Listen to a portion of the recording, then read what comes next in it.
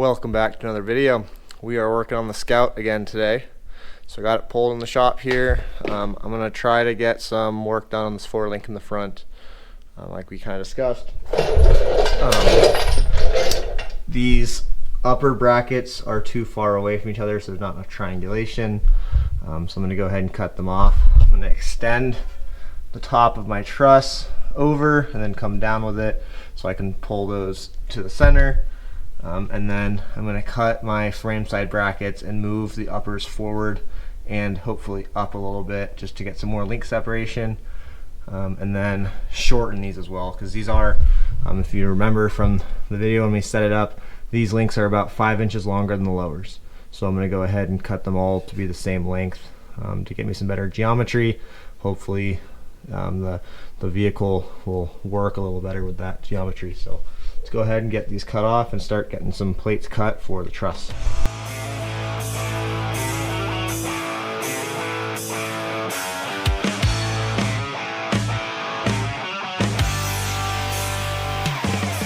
So I went ahead and got those upper links pulled out. I'm going to go ahead, get in there with the porta band and try to cut off those upper link brackets so I can move them forward on the frame. I'm not sure where my pinion angle is supposed to be. It is dependent on your transfer case and whatnot. So for now I have it set at about 2 degrees when the frame is flat. Obviously I have a little bit of adjustment in my links to go up or down with that. No clue if that's going to be right.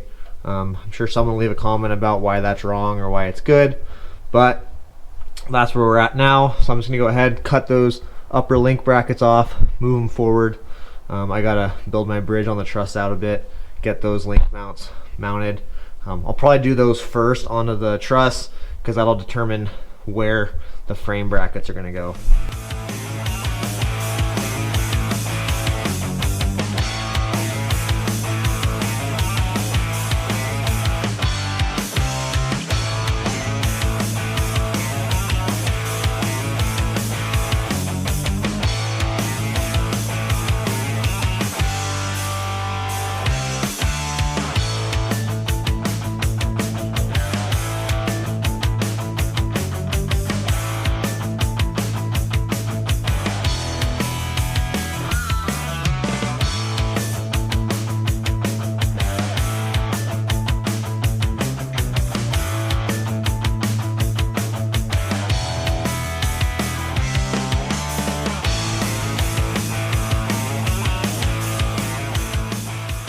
So here is the new plan.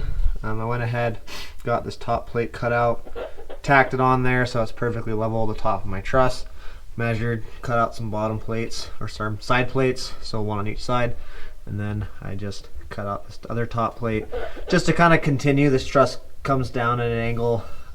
This all matches, so it looks like it should be there, minus our tech trusses have all these circle cutouts and I just didn't do any. It doesn't really matter. I'm not too worried about it. I mean, I could have saved, you know, a little bit of weight by cutting circles out, but who cares? It doesn't matter. So I'm gonna go ahead, get these all tacked in, make sure all my spacing is the same so it doesn't look shoddy, and then I can get my upper links figured out.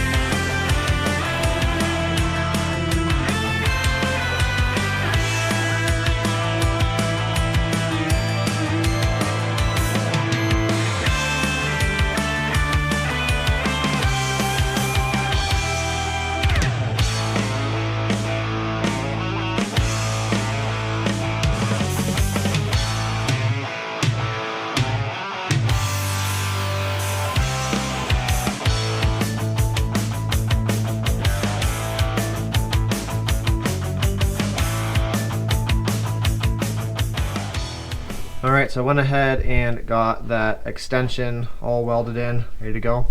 And then I got these upper link brackets kind of placed where I want them. I have enough clearance, so they're not going to be rubbing on each other if anything happens. Obviously I have to put them in this way, or else I wouldn't be able to get the bolt out. I probably could if I played around with it, but I'm just going to do it this way because it makes the most sense.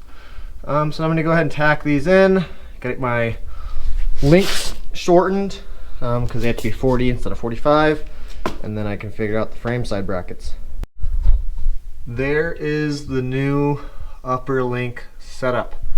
So I went ahead and made sure my links are the same length, and then I slapped the brackets up on the frame rail. Got them tacked in, measured, made sure that they were the same distance away to make sure everything's square. So both the front and the rear should be perfectly square now, or at least pretty darn close. Obviously you can adjust it a bit by shortening or lengthening your links. Got my pinion angle set back there. I think it's about 3 degrees, starting about 2 to 4. Obviously it's dependent on my transmission and transfer case, but I think that's going to be a pretty safe bet right there. Again, everything is tacked in, so I can change and move things as it progresses, but I'm pretty happy with it now. The links are equal length, so it's 40-inch uppers, 40-inch lowers. I wasn't able to get these quite as high, the uppers quite as high as I was hoping. Just getting pretty close to the body and whatnot. As you can see, we got quite a bit more triangulation. They were about here before, so they were pretty straight. Now they're quite a bit more angled, which is going to help with some strength. Eventually, when this thing becomes full tube chassis, those are going to be way out to the sides, and my lowers are going to be way in the middle. But for now, I'm working with what I have because I don't really have the ability to do a tube chassis yet, just with shop space and whatnot. So this is what we're going to go with for now. Yeah, pretty happy with it. I have plenty of clearance with the motor, so I'm going to go ahead, cycle it just to confirm that nothing hits or gets weird once the suspension lowers. But yeah, let's go check it out. So obviously this isn't full articulation.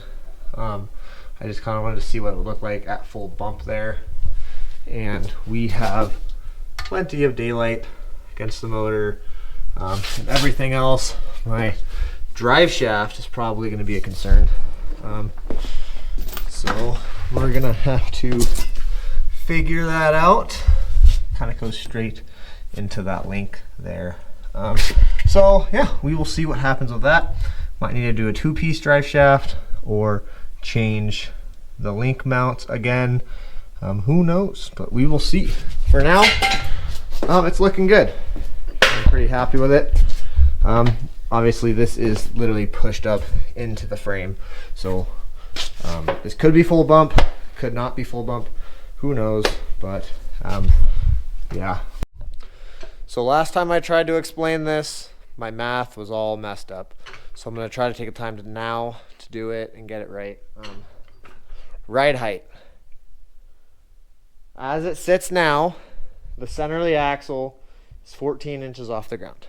So that is saying that these are a 28-inch tall tire, and looks like that's about right. Let me see here. Yeah, they're 14 and a half, kind of around there.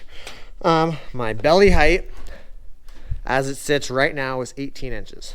So if I'm running a 42, which is 7 inches taller than this, that's going to be 21 inches off the ground. So our center of our axle will be 21 inches off the ground with a 42. So that's going to raise it up 7 inches. So my belly height is currently at 18 inches. So if I raise it up 7 inches, that'll get me at 25 inches. So if this is my ride height, I'm at 25 inches, which is on the top end of my goal. So I don't think it's going to be too far-fetched that I can achieve that 20 to 25 inch belly height. And it looks level because of the rear end being higher. That'll be fine though, because when we load it down with camping gear and whatnot, it'll level out. I'm not too worried about having a perfectly leveled rig. The F-150 is slightly squatted because of lifting stuff. I haven't taken the time to fix it. It works fine. This one, I could always pull leaves out, but I think it'll be okay as is. So that's going to main my ride height is right here, which is honestly pretty good. I can get my coilovers out, measure those, and see, because when I did full bump axle against the frame, my pinion gets pretty close to that link. I don't know how my drive shafts are going to work, but assuming I'm going to be 5 inches of shaft exposed on those coilovers, it might not matter. I might not get that close to the frame in my suspension travel. So yeah, I think this will work out pretty good. So once again, I forgot to film an outro for this video. We made it pretty far. The 4-link is all in there, tacked in. I just got the coilover mocked up on there, as you can see from this picture. I'm pretty happy with where it is. Looks like our ride height is going to be about in this spot. Plenty of travel left in the coilover for suspension droop. I have enough up travel, so I think this is where it's going to be. Hopefully next week I should have it, or sorry, next video I should have it as a roller under its own weight. I'm hoping next video is going to be getting the coilover situated, flex testing it to a degree. I want to get the coilovers in without coils and flex test it, make sure everything articulates fine, nothing's hitting or binding. Once that's good to go and everything works, I can final weld all the suspension components, just triple check that everything is square and good to go. I also want to get the transmission in and the transmission cross member made, because then I can start figuring out drive line stuff and making sure I have enough room for my doubler. So I appreciate you guys watching. Shelby and I just made this move, so videos are slowing down a little bit. We're starting to get settled. Hopefully we can start kicking them up a little bit. I can get some more videos pumped out and get this Scout rolling.